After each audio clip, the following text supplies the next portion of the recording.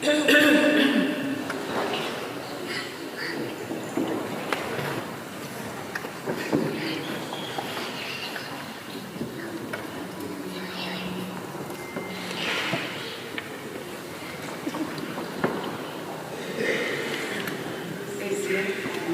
imayau yo tuliana Korea.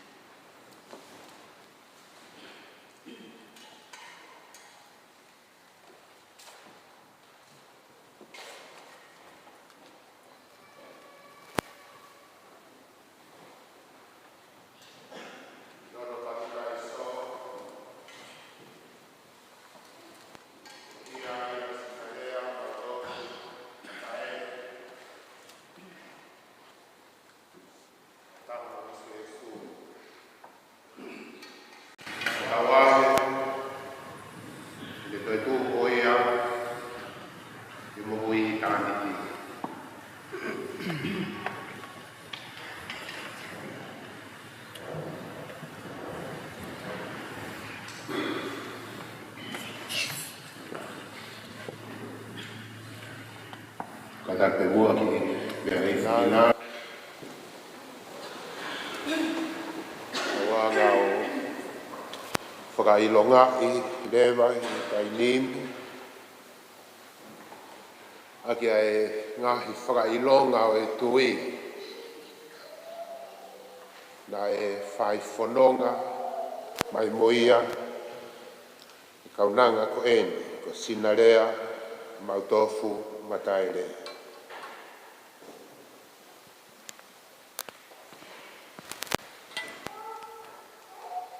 Ko e raki o e whakailonga, e te lango,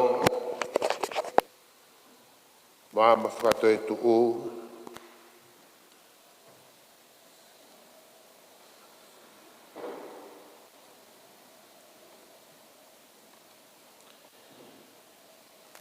Ko e whakailonga i ni o Kristo.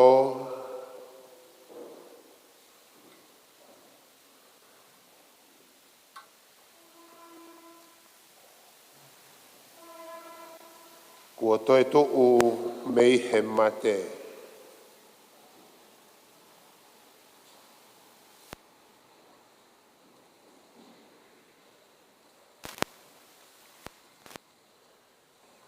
Ia koe mama ia.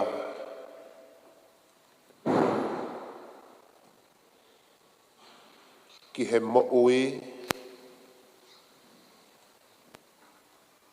I taimi mo i tāniti.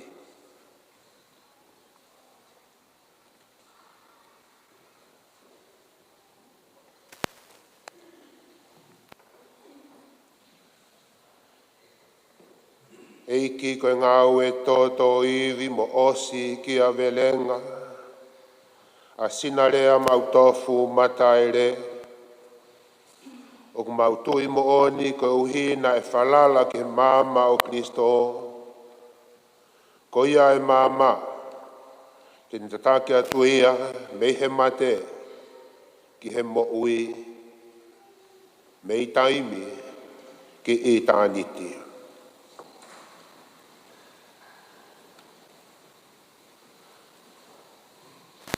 Ko whailonga hono wā. Ko e ongo lelei.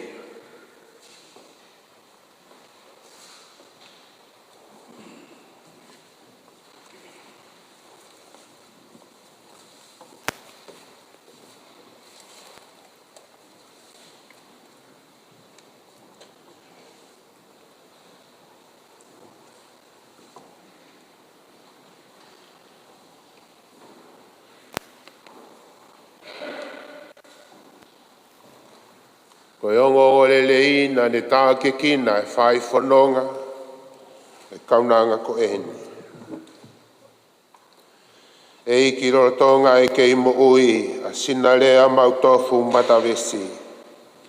Nā ne mahu inga ia mo whainga ke whai taki ki he ongo lelei o Kristo. Ko e matawai o e mo ui.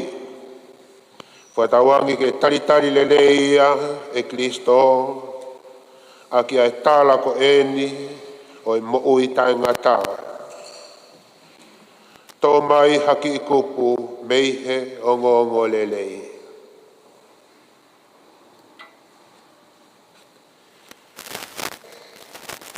Ko e whailonga hono tolu ko e Kolosi.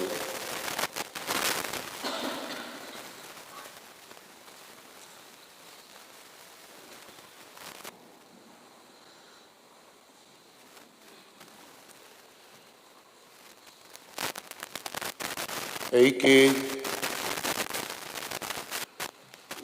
na e tui whakapapau, a sinarea mautofu mataere, ko e Kolosi o Kristo a hono huhui anga. Tako hono papitaiso na ne taria ia e Kolosi ki hene mo'ui.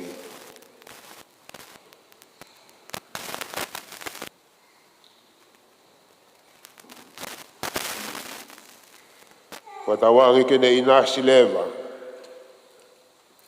I he ikuna o e Kolosi. A e anga hala. mo e mate.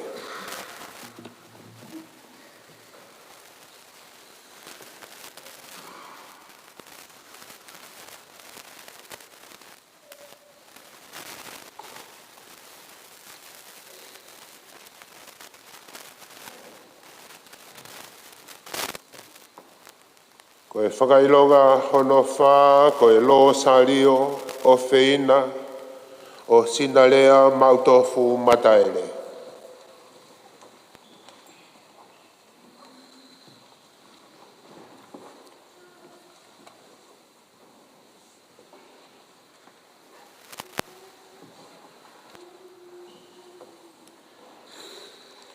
Ko hono lo sario o whina, na whai aki e tauhi ofa, mo e whelongo aki, whe māta aki mo e whae o whina ko Maria.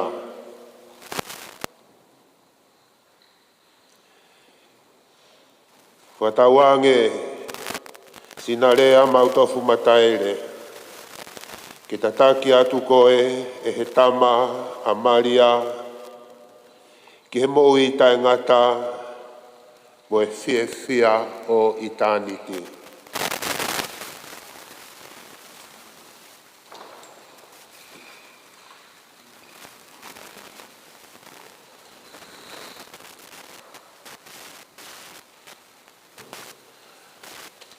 Ko e whakailonga, whakaosi,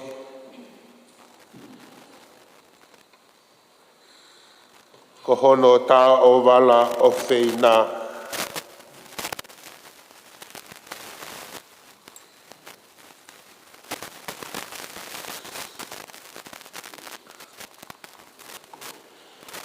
Nā ne tala e ne mo ui apasia, whakaapa-apa,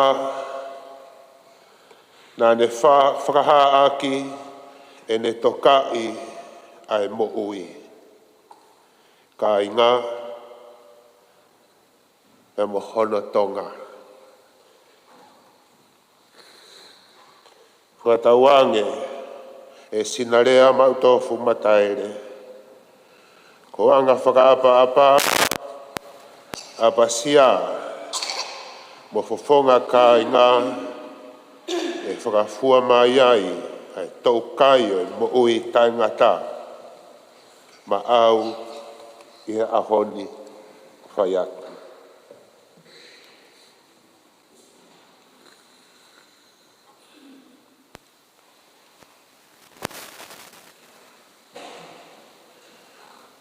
Whawhirewa e whangamari e koe ni, e te ia une whakahoko atu ai, pi o ka lafi, sina rea mautofu mataere, ke ne mea mai.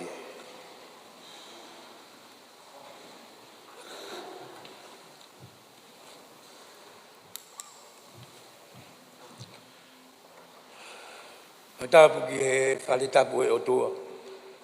O kua whio whakalilo lilo ai o tau eiki i he tāpena kulo. Tapu ki a pātere Silito Tupou. Pātere Paulo Amata. Pea pehe ki a pātere Siare Kautai mo haa whakaolonga tonga. Tapu ki a kepa mo hueiki. Tapu atu ki a mafi. Tutuanga kau, mau anai, mau sia tautai, whihia kareaf, wakalahi, pia moha me tāpule. Whatapu atu ki he whahu, pehe ki he ulumotua, pia moeongo whamiri. Whatapu atu ki he tauhi mo e pure ngaue, o komio Lusemi. O kua atu a whatapu makehe, i he pekia, ka sina ki lea mataere. Pea kua kore ki tuke au atu a whakatapuni, ia ngai tuunga katoa pe o tāu ke au atu ki ai a whakatapuni. Kai ata mua mo oku, a whainga maari e koi, ke whahoko atu, e ki pia o ka alafi, o e whae koi. Ko sina ki lea, ko ene tangata eiki, ko ilaisa mautofu, me inomuka, pea moholonga. Ko ene fine eiki, Ko lea ai whawhangu siwhanga me la paha pia mo pere haki. Nā i whakakoloa aki, ai ongo mātuani ai whanau e toko fitu. Ko lahi, ko kērepi mautofu, ko ni Ospekia, pia kuheni a Samson, pia mo e whamili, ke na whakafofonga i mai. Ko hono ua, ko sina kirea mautofu, mataere. Ai ni o kau whakatahataha i he ahoni. Ko e tolu, ko alani nita, whe a moeata, ke i moipe, nofo i taua mawao. Ko e wha, ko siu maweni, ko ni Ospekia, o gihenia ia pita maweni, pia mo e whanau. Pia ko hono nima, ko lupe i storo, o kune ke i moipe, nofo i maufanga. Ko hono ono, ko lou siare mautofu, o kunofu i Amerika. Pea ko hono fitu, ko fisi ilo se mautofu, o kune i hei mwe whamiri. Ko sina ki rea, ko i pere hake mwe holongo. Nā maari ki a seti whano mataire, o folaha, pea mo holonga. Nā e whakakoroa ki ha whanau e toko hongo fulu maua, mo ha whanau wohi e ua.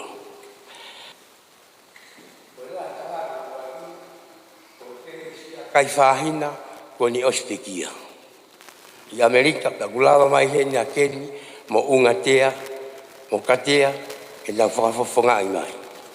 Ko hono ua, ko Atonio Mataere, o kunofope i Aspereriani, o kuheni mo e whanau mo e whangamopuna. Ko hono tolu, ko Itevise Savandavik, o kune kei mo uipe, o kuheni mo e ne whanau mo no whangamopuna. Ko e wha, ko e whaiwhikau aare na uha, mo e whanau mo whangamopuna. Pea ko hono nima, ko Turikawa Mataere, o kune i heni, mo e whanau mo e whangamopuna, o kunofi tonga. Pea ko hono ono, ko whiunau Maretino Mataere, ko ni Ospekia. Toi pea e hoa, kafa, ta mo e whanau o kudau i heni. Pea ko hono fitu, ko Rosario Kuren, o kune kei mo uipe, o kunofo i heni, ta kuna i heni, whanau mo e whangamabuna. Ko e fitu, ko whitauraki Mataere, o kunofo i pes, ni silava mai mo e hoa mo e whanau mo e whangamabuna. Pea ko hono hongo fulu, hiwa ko mautofu Mataere, o kune i heni, whanau, mo e hoa mo e whangamabuna. Pea ko hono tahataha, ko Tevita Mataere, o kune ki heni, hoa mo e whanau. Hongo fulu maua ko Okalani Mataere, o kune ki heni, whanau mo e whangamabuna. Pea ko hono fulu mātolu, ko Sheini a Kauora, o kui heni, whanau, pea mo e hoa. Pea ko hono fulu mawha, ko Siona Kai Whahina, nofo Nusila, o kune lama mai ki heni mo e whanau. Ko sina ki rea, kanya i tupu haki he sias koe iskigiana. Ia toki maari pia mo seti whanu o hoko ai ki e Katolika. Ne ako ke i ako tāpun kiriwa, e hoko atu ai ki e kolisi Queen Charlotte. Ne kau ke kulupu whikawa ki a whawhine Katolika, no me pea mo e kau taha lotu a Maria. Ko e whawhine ofa, mataka hainga, ngā ue mālohi, fuaka venga, ta tau he whāmiru, sias ia mo e whonua.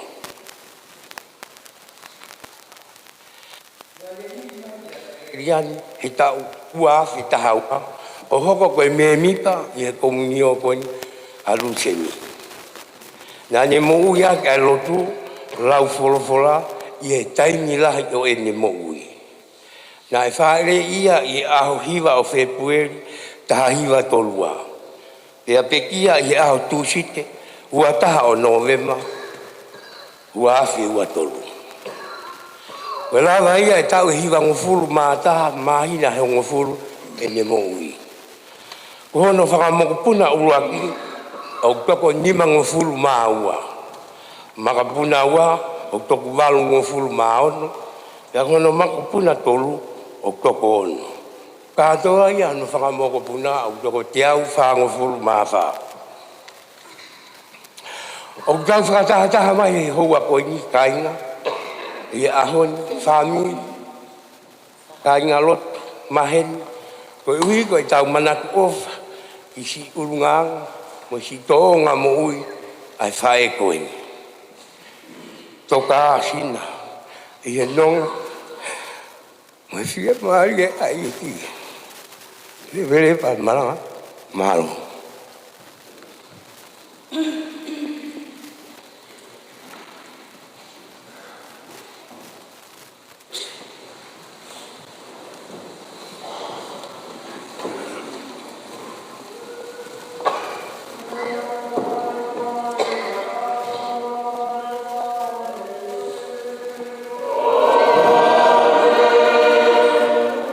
Fia de moto tolo ae eiki.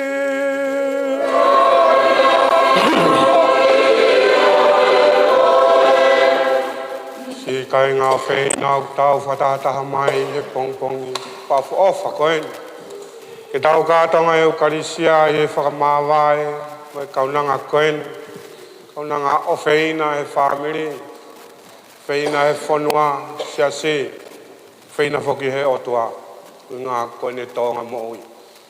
Uhanga maupe he Mateo whamanatu mai ke te tau tolu e mahu inga o e mo ui. Ke te tau tolu koeni o ku kei mo ui. Ko hia koene mo ui ke whakatatau ki he whinangalo mo e wholofola e o tua. O tau ihenia he ahoni ke tau whakamāwae mo ia. Tau hanga whakaheke heka ai ne wholau i he amanaki le rei mo e toi e taritari ia i he wani, i he alofi o tua koe tau tamai whakahewani. Ko hia koe mahu inga e mo ui ke te tau tolu, koe tau no e tau mo ui he taimilahi, he tau rea mo tau ngau e, tau hanga ke mua ke o tua hu mo tau tapa ke hene mesi mo ne alofa, ma ke tau tolu, ke tau tuha mo tau pe mo e wheilau lau.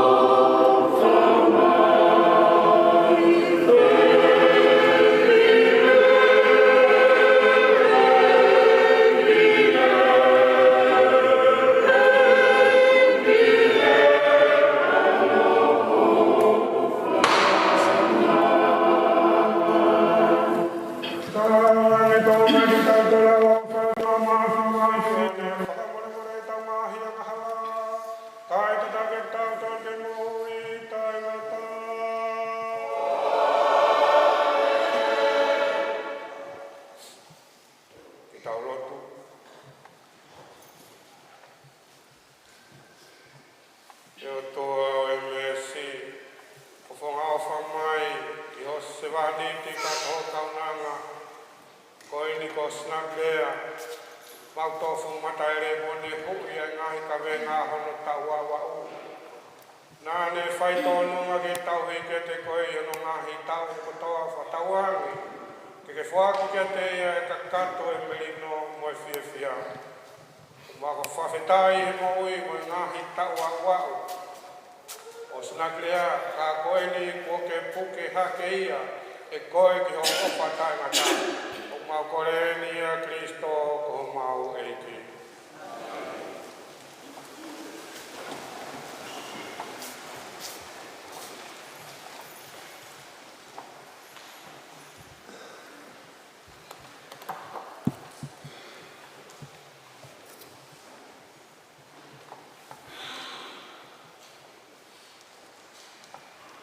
Koe wholofola, o to'o ia me he tohi sene si. Pea koe fuoloa o se la, koe tau e te au, mo e tau e ua fulu maa fitu. Koe ngahi tau ia, o e mo ui a se la. Pea pekia a se la, i kiri ati a apa, a ia, ko hepeloni, i he whanua ko kēnani. Pea nei hawa e palahame ke whetuki ko e uhi ko sela. Pea ke tēni hia ia. Pea tūhake a e palahame me he ene whekita ki he ene pekia o ne whakareane ki haa heti o pehe. Ko si muri mo au nofo au i te ki mou tolu. Tuku mai haaku tofia, mo haku whai toka i te ki mou tolu. Ke tanua e ku pekia, ke puri me e te au. Pea tare e palahame, e haahete o nau pehe ai. Eiki, ke mea mai. O ku ke nofo mai, ka koe eiki lahi. Ko mua ngahi whai toka, eiki e. Whai ai ho pekia. O ku i kai he toko taha, tene tāpuni, hono whai ho pekia, i ho nau whai toka. Pea tua e palahame, o whai e ne whaka apa apa, ki he kakai o e whanua, aha a hete, pia nerea o pehe. Ka aku pehe rewa ho o maulo tō. Ke utanu e ku pekia, ke puri me ia te au. Pia mō ofa, o whaia e ku kore. Kia e Theloni, ko e whoha o soha. Ko e uhi, ke ne tuku mai ai ana o makipila. Aia, oku o ona. Aia oku i he ngata anga o hono api, kau atu hapaanga, ke whiunga. Ka ne tuku mai ia ki a te au, i ho mou loto ngā, ko hoku tofia, mo hoku whai toka. Pea koe api o Efaloni, aia oku i makapila, aia oku tuku, i he hahake o mamiri, iyo, ai api moe ana oku iai. Moe ngahi akau kotoa pe, oku ihe api, iyo, moe ngahi akau, koe kau a takatakai, na e whakapapau ia mo e palahami, ko ene mea. Ihe au o haaheti. Moki nau tolu, na e whialuaki i he matapa o hono koro. Pea hiri ia, na e tanu e palahame a hono ua ifi ko sela, i he ana, i he api ko makapila, ki he hahake o mamiri, aia o hepelonu, i he whanua ko kēnani. Pea koe api, moe ana o kuiai, na e whakapapau mo e palahame me haaheti. hono tofia, a hono whaipapa.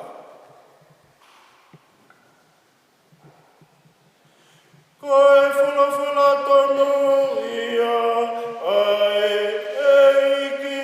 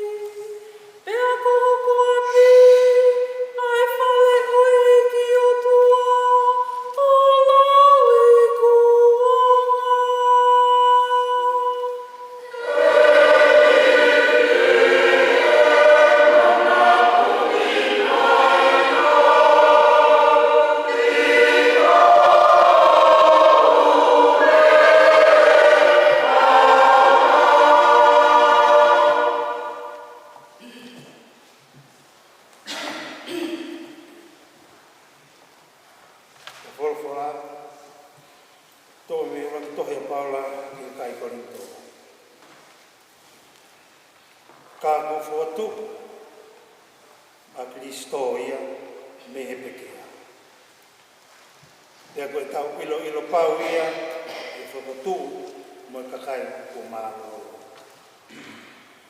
Hange ko hoko maki mamani ai mate koe ngāwe ai tokataha. Nai pehe ai hoko mai ai toi tu me he pekea koe ngāwe pe ai tokataha. Nai hoko mai ai mate ia te ki tau tolu kotoa pe koe ui ko ātama. E hoko mai ai mo ui ia te ki tau tolu kotoa pe koe ui ko Kristo. Ka e whai aki ai hoko totonu. Ko Kristo na e pau ke fua whakotu me he pekea. Pea koe toi haere mai ia, te e toku whakotu hakerewa a hono kakai. Pea ka hiri ai hana e Kristo ko whakaaua ai ngahe whaahinga mawhai, mo e whaahinga puri kotoa pe, hoko mai rewa ai ngataanga o mamani. Pea e whakafoku e Kristo hono pure anga i o tua ko tamai. He hauai pe a Kristo kai oua o tukuloro ki ai hono ngahi whiri kotoa pe. Pea koe whiri ke ni whakaaua whakamui taha koe mate. Koe laue ai wholofolo. Ko ai e heo tua ke tukuloro ke Kristo ai mea kotoa. Te au kai foki ke kau ai o tua ai ke tukuloro koe.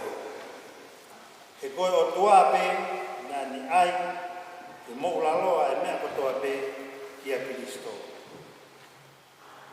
Te ka hiri hono whakamoulaloa ai mea kotoa pe ki a Kristo. Te e tukuloro lewa a Kristo ki e o tua. Ai, na ni ai ai mea kotoa pe, ke mou laloa ki hono alo.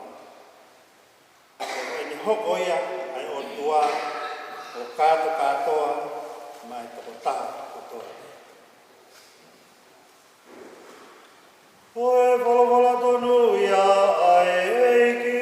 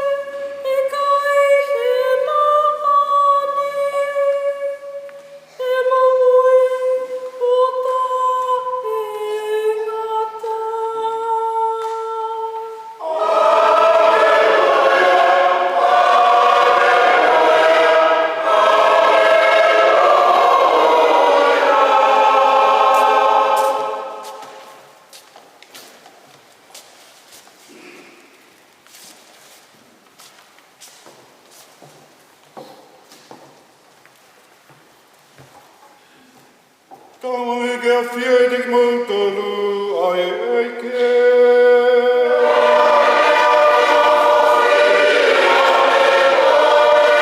Ko mai ni me he ngolele i tōpu tāpu na e tohi e Sione.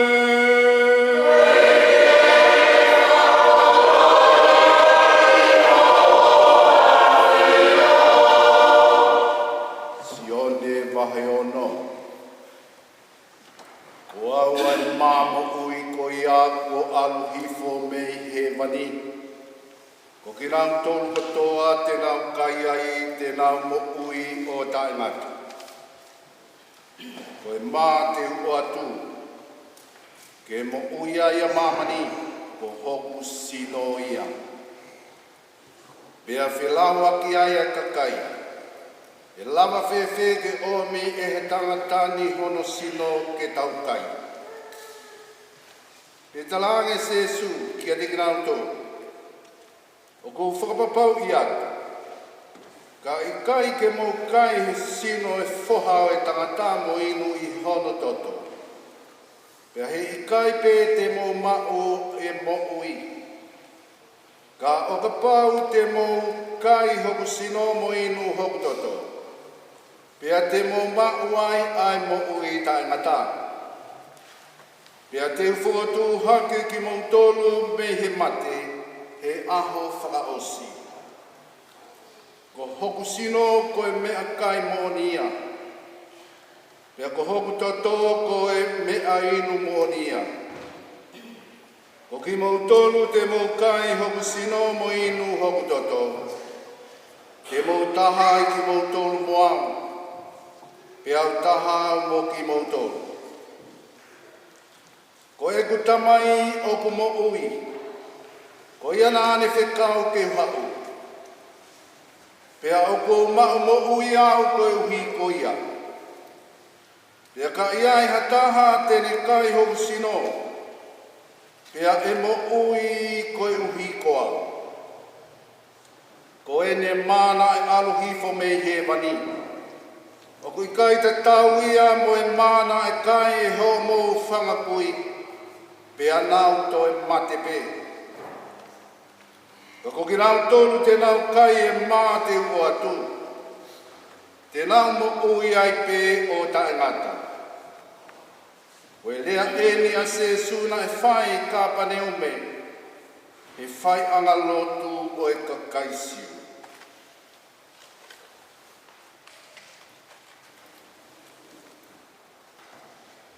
Koe maune lei tonu i au e eike.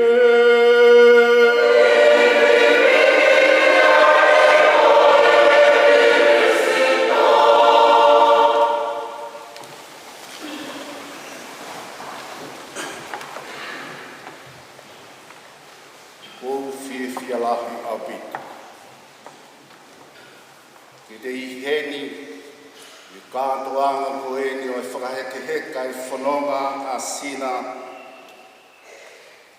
mo ki moutou. E kore pe mua ke u.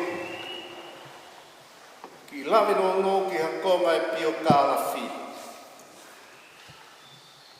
Whikau aki e moi whiwhia e ki heni mo ki moutou. Nai whine e ki ko tā uwha. Tu whiwhine o mautofu. Nai maari mo e tangata eiki ko akau ola, ato nio akau ola vea, o holonga pe. Nai kai hana whanau, o whanau wohine. Ka koe o whiwhine ohi lahi, o lei tū, koe kwhae ei. Iai mo whiwhine ko manatu. E ki he i tangata wheturi la sa. Pe amo e ki si i ko pimi. Vea. E na whanau wohi. Ana mautu tupu haki ki mautonu. Whanau a lei tu pe hange pe o mamātua. Ko i toi whangapusi aki pe mo ki mautonu ai o mamātua koini. E mālo loa a kau ola i he tāhiwa o no wha. Pea nofo atu pē, to e ngai whanau o hi, pea mo e whine i kia tā uwha. Pea i he whai whanonga atu koe ni, ngai lewa i ki i whanau a manatu, e tō roua. Ai a ko seini pea i he teimina e whanau ki ai ki tamasii, si, le mālolo ai a manatu. Hoko atu pē, ai whine eiki koe ni anga ene mo ui, te alu aki pē. Whamiri o sina, pea ki ho mau api. Pe ao pe ki hatu uma, o whelo toi pea e o whine mātua, sena mo leitu, ke na takitaha o ohi ai o ki tamai ki koe. Ai o ko Seini, na ave e sena pea ko Antoni, na ave e whine e ki. Whakahingoa pea Antoni ki he ene kui, ko Antonio Akau Ola, vea. O ke taha pe ia si whamiri o mo i hen, me i holonga, i whoke malapu mo perehaka. Ai o maa e ka inga o sia si, o ke tau i heni, whakaike he ka e whanonga a sina i lea. Ai mo i e whine e ki koe ni a kūlawe ki a ia tau, whi alu aki pe, apo sina mo mawapi whahaku ai, whine e ki ko mako whirise me malapu o a. E whoki mai a tau, whakanga ia o ene mo kui. Ne hoko ki hono aho, si maloro ai, hau lewa kere, mo e kai ngā ngahi hono whanua i whihia kai awhi, e whai toka ia i holonga. O te rio ai a tau. O ke taha pe mea whakawhiawhia i a te au, ai lava ke whakamo ui pea hingoa tau wha, i whakamo o puna o sina. Ai a koe o whiwhine o turikawa o whakahingoa o tau wha. Ko sina, e hanga e ku wakai koe whakaos, kike te ilo hataha, o ku toi motu ange i a sina. Sina koe whakaosinga, o e mātua ne mātupu hake ai, ai mātua na anau, tōnonga ki hono langa i komunio, kau angelo tauhi i holonga. Ai ai kāinga, me i malapa, me pepe, me i perehaki. Kāinga ia i komunio kau angelo tauhi i holonga. Nanau fuwhai taha a witu. Ia mōne e lea tonga, na e taha e nau fohe. Ia i beha whanki whetō aki, ana e kai ke lava he whetō aki ko ia, ke ne hanga veuki, ai uoonga taha, mo e whai taha, ai ki kāinga koeni. O e taha ia e whia ki a te ao i piheni. I kau whakataha mo ki mautoro, i hana whakahoko e o wau, o e kawa tuku, whine eiki koeni ko sina. Na ke aha misi he kuonga koe ke iki hake, e iai ha kuonga pehe. Ke e mawahe ai toko lahi o e whanau e kakai koe ni me i holonga, o nā o mo where, i ngahi whanua o ku tawhi ai e hone, pia mo i huakau ngahi whanua mūri. Ke kaha misi ki ai i he kuhiri. Ka i he ku wakai koe ki he ki, ka inga koe ni o komunio ka wangelo tau hi holongana anau mui mui. Ai whakauto uta lele ka wātere ngā nau i lapa. Langa e wharelotu, langa e aku. Neo mo ai fusi mo omo, mo e masiva.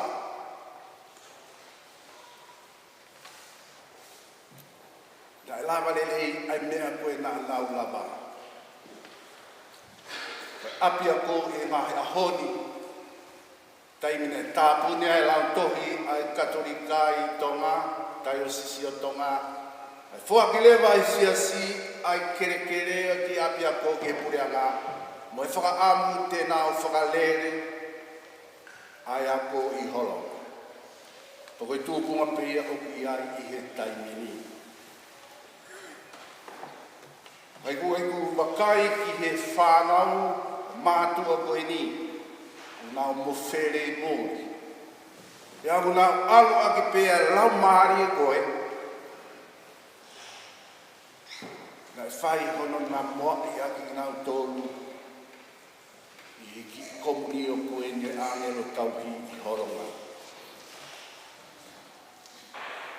Una omi ki mōri, una matapoto ke nā mui mui i pē ai hala whanonga koe na iai e nā mātua i he koe. A honi, o tau whakatahataha ko sina.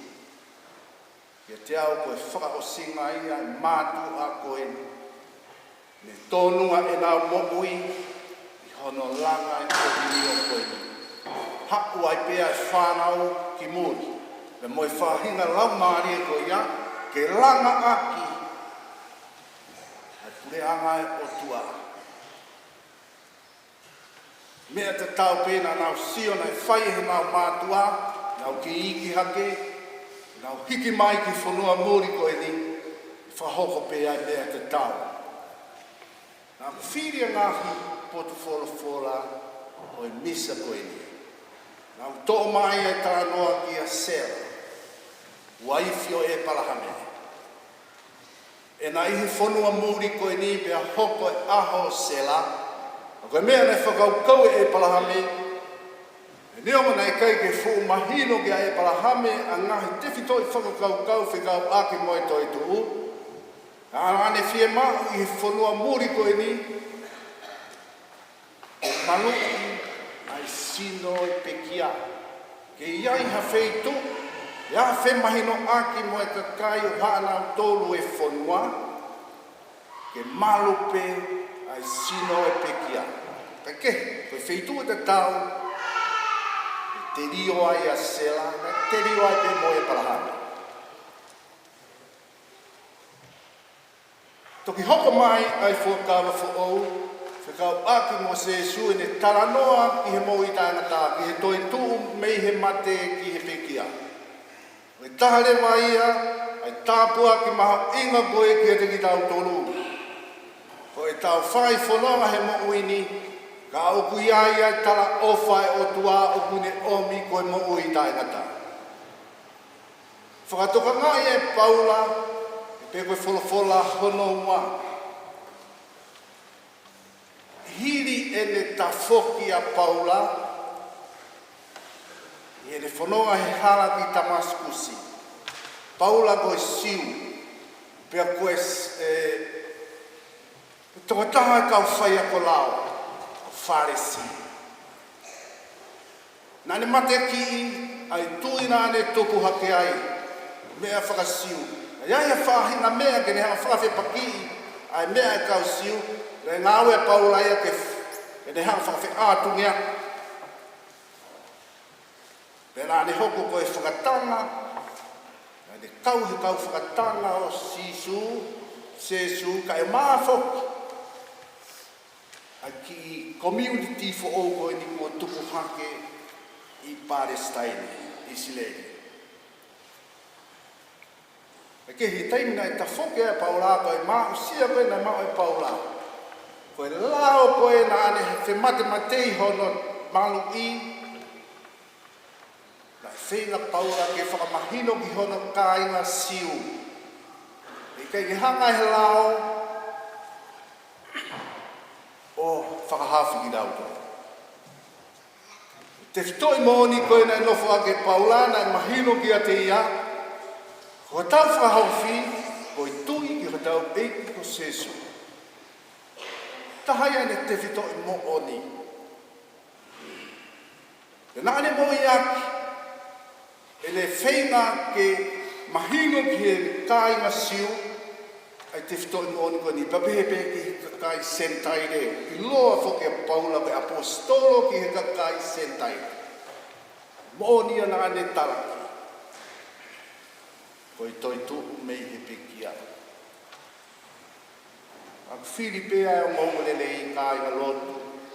Whahino ku whai e Sesu whikau aki pia moe māo e mo ui. Hinga e tātoa anga koe ni. Koe mā o e mokui. Koe oho mohe ai eiki. Nā ane hanga whakotu. Ko ha whahina o wau ke mui i e ki nau tolu kotoa pē te nau tui ki a te ia. E nā whakatokanga ia i he māba moe waine kātoanga o i Eukarisia. E taha pēia kātoanga ai mo ui aki e sina he ne kei mo ui. Whanau e whanau. Teu e fuatari eiki. Ngā ala mea pehe. Pea mo ene anau tau kawe i ai pe. A hono langa, whakalau maari, whakamāteri, kom niwa kau angelo tauhi. Lea inga taimi nā ne whanonga mai me tonga ki he whonuari. Pea kune kau, ia nihi, ko nā wako mai ki whonuari ke kere aki, whanua koe ni. Kai kei hopo atu e mokoi ai whanau, whangamongo puna, sina. Ke nāu whakatoka ngā ia, ka ke nāu whakalaulao no toa e lau maari e, oi tui nā e mokoi aki e sina. Kai o māwho ki a hono hoa ko sete, i tonga ki mua ai nāu whanonga mai ki murini. Koia si kaunga whanonga e tui, ki wahe ke whai a ke whakahek, oi toko taha koe ni. Ko whakatauange, e lau maari e koia. Mui a ke sina e hoko, i he whanau, kau mai whangamogo puna. Ha e tau kawenga mo ui, talake pure anga oi otua. Oi ha e whonga, koe ni oku tau iai i he aho ni, kātoanga oi Eukarisia. Tautou tāri, sino moe tātaa o iki. Sina wholawāra, ko ofa atu. Nā ku whanonga mai koe ni o i Okalani. Whaupeo nofo ko tū whewhini, o Lucia. Pea koe tū siti, pea puna mai a pule lulu. Kai ma breakfast ka le tala mai ko malo loa sina. Ko tu fine o ku fe alu aki ha o ki sene ke na apisi ai family alu ki tonga. Ngane tala mai ke ke lava atu ki sene lo tonga tatari ki faito fa hobo ke te. Ko ele fa ngongo me ko taimi ki ta le ai to ke ta. Ai aho mai taimi ko pau ke whakahoko leo. E nāne pe mai, o whiawhia pe, e te ke whanonga atu ki sene. Ka pe au atu.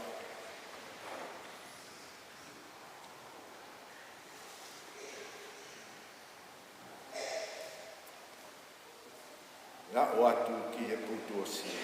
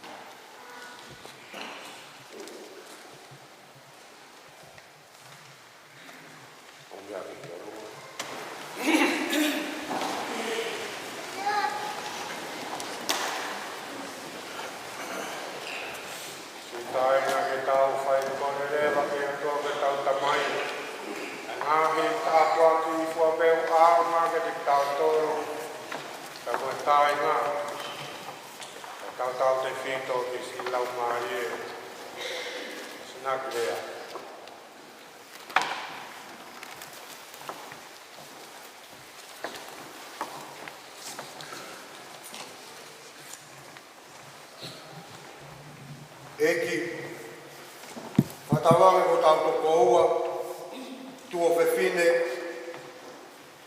kui me whae ko en kusina rea mataele,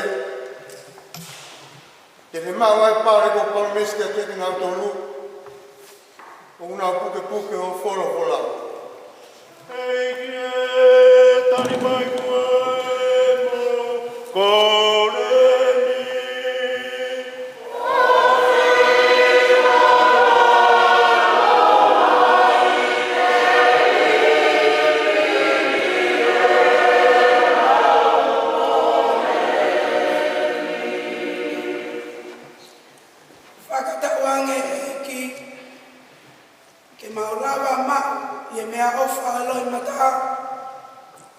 Lango ki ngai ofa o fai e tamai o tua ki mautolu. Hei ki e tari mai mua e mau koreni.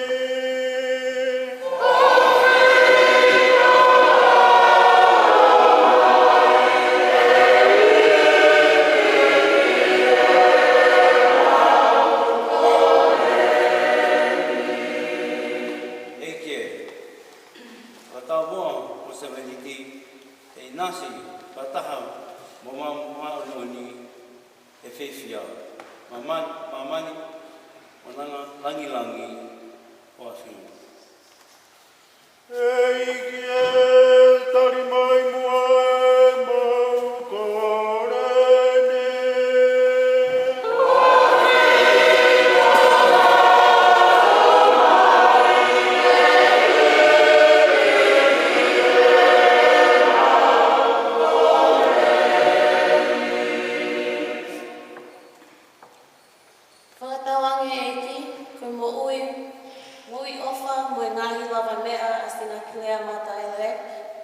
Puke whakataha mo e maungai whakamoni ki ene ngai ngāo e kua lava.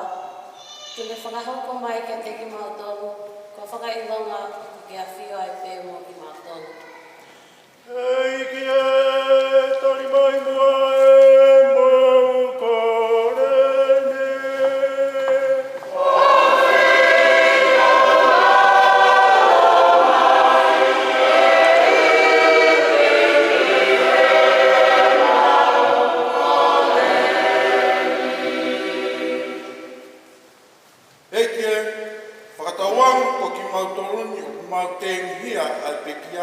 O mau toko tahani, te mau sia e kalasia whanonga ho o ofa.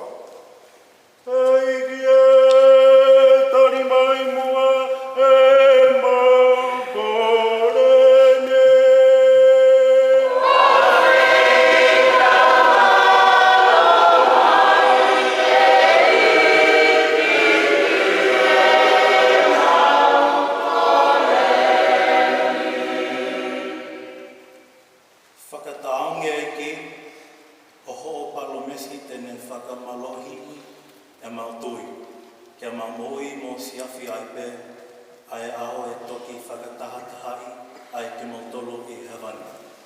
Hei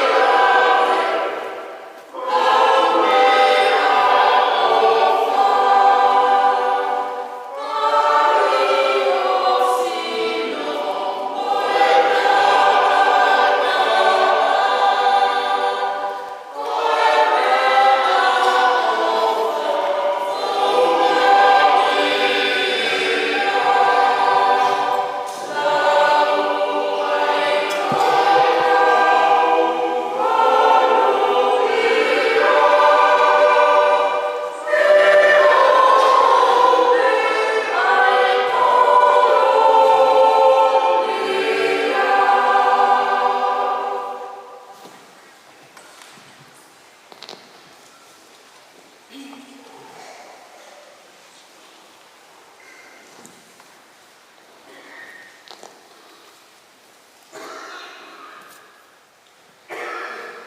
kia katoa koe fōne mea sēne kaktonga mā whaita koe kina. Ko ia koe māma wai leo māma moia ken ki awhia nā. Fua e ka wai tangata mo whewhine kua tōhe ken mere mo fuwai ne. Tawangi hau koe ia ka mea inu mo mea takoni whalau maari e te ting mā tōru.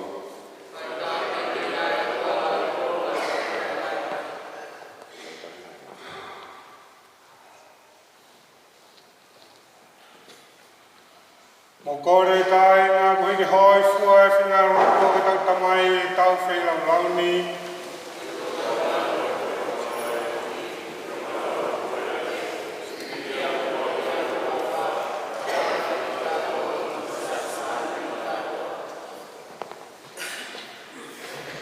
Ke tau rotu. E ke tatane mea whenau lau mā momoi atu. Ko hei koe mau whae e koeni. Whaki ane kia te ia. Ai whia tai ngata i he whanua o moui. Pia ke anga ofa o tuku mai. A mau whainga maarie ke mau toi kau whataha i he aho. Iha aho i he whia ai kau maono ni. U mau kore ni a Kristo o mau eiki. Wangia whiri mau tonu ai eiki.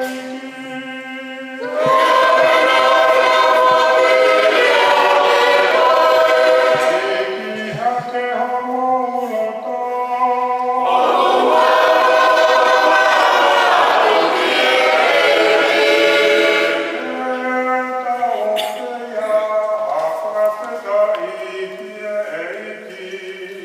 Oh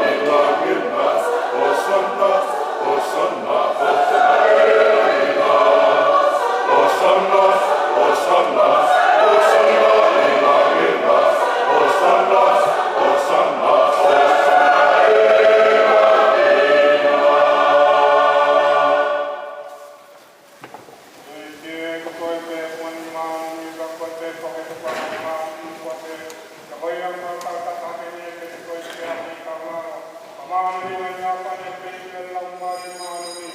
Kita kau kaya kai sino ke metata hore no seso Kristo. Me takoni pula mari ko ima mato. Yamana di kene tua kene ya te pekia. Ani toa maan fakta. Tapi fakta kene wa lupa ki ni kawa kuma bale pehe. Ko ini sai sa ko nyai. Ko mu sino en. Ai ai to ko nge ko hi ko ki mo.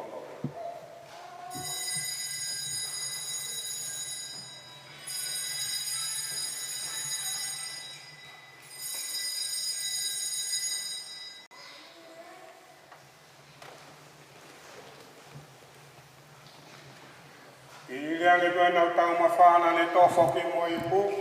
O le toe whawhitai ai pe te koangere wa ki ni kaua ko ngā mone pehe. Mo tofo mo e ni pe mo inu kātoa mi ai. Ko ipu ino hok toto, ko toto ia e whakawa who'ou. Ai e lau i kuong te tāmaka. Te riringi whokia ku hiko ki mo tōru kai mo e kakai katoa pe. Ka e whamori more i ai, ai ankawa. Mo whai e ni o ku whamanatu.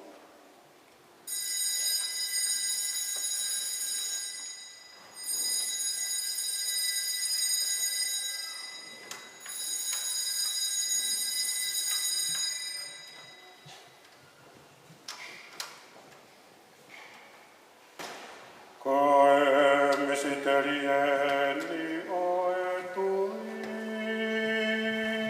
E iki e oku mau whanau.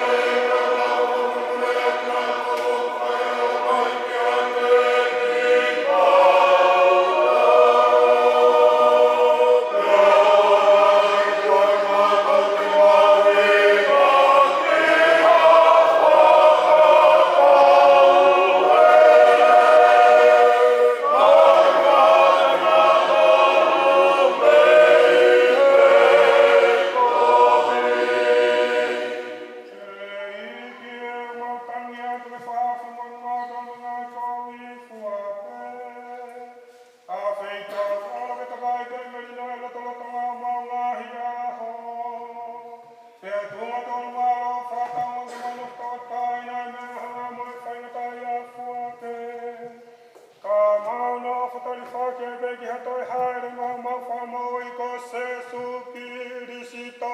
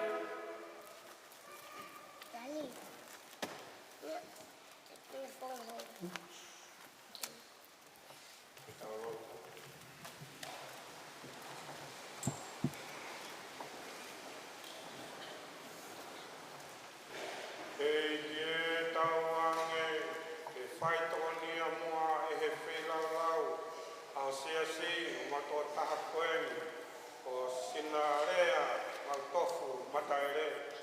E koe uhi nā ne taria sakaramenta aho alofa, patawange kene kau moho kamane ni ae o punau taha mo Kristo, koe eikia o taingata pia taingata.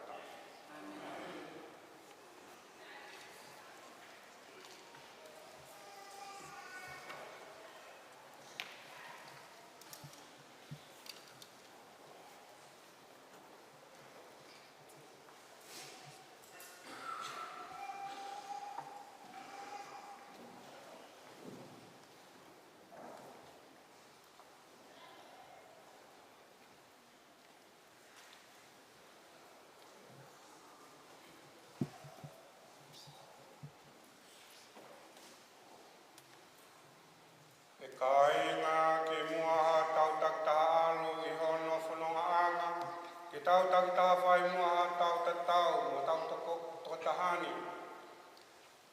Ko sinarea au tofu mataere, e whatawange koe tau whakamawai hae tau ofa ke te ia.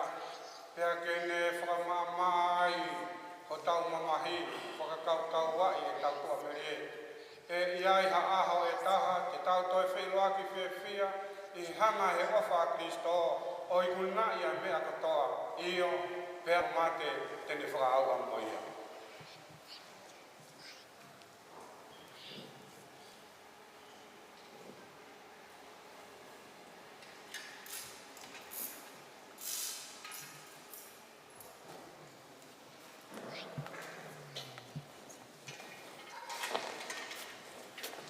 Sinarea, mataere.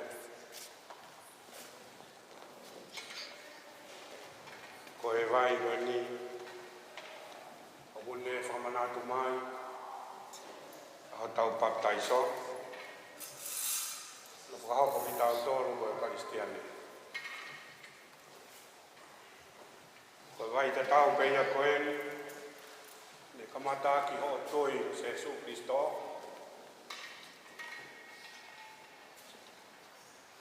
toi mai bea, ke whakamawai atu koe. Ke tawangi mo whanonga, ke whaitai rei koe tawangi.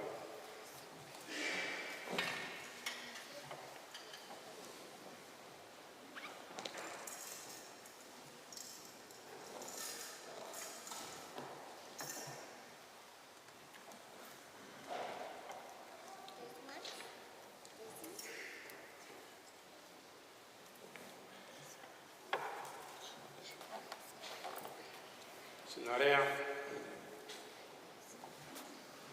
ko I se sohe,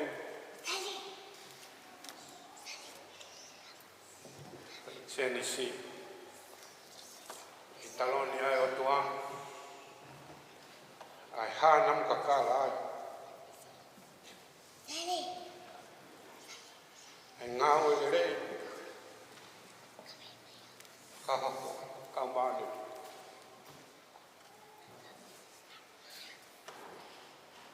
Tawangi mo ngau e rei, ke pehe,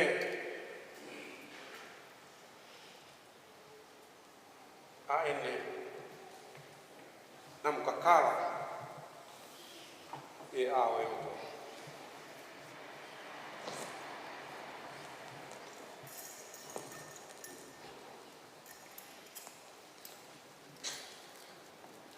O moutari, moutari ono lau mario a veia ki o tua koe whungani marunga. Moutari ono lau mario a veia ki o tua koe whungani marunga. Moomi kau maoni oni ai o tua tokoni ia. Moomi kau angela e ki o whakawhitaura ki ia.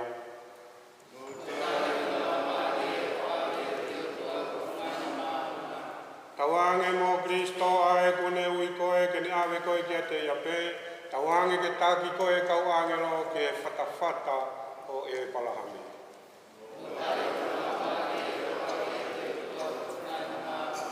E ki e tuku ange kia te ia e whemari taingata. Pea ke ne holongia I ho maama o taingata.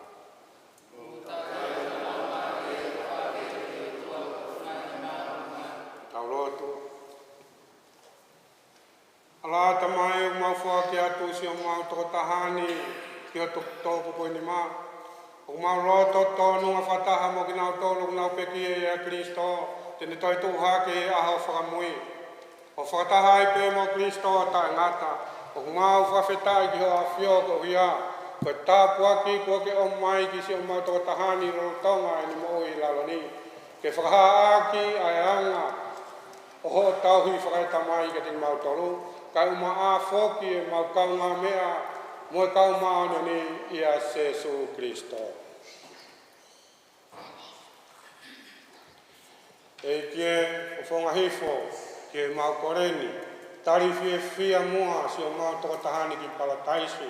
Pea ke tokoni ki mau tolu ke mau lava o whakanonga aki, ai loto mao o e mau tui, kai ua ko mau toi whakataha mo si o mau tokotahani o tā ngata, o mau koreni a Kristo, ko mau eiki. Amen. O whange ai o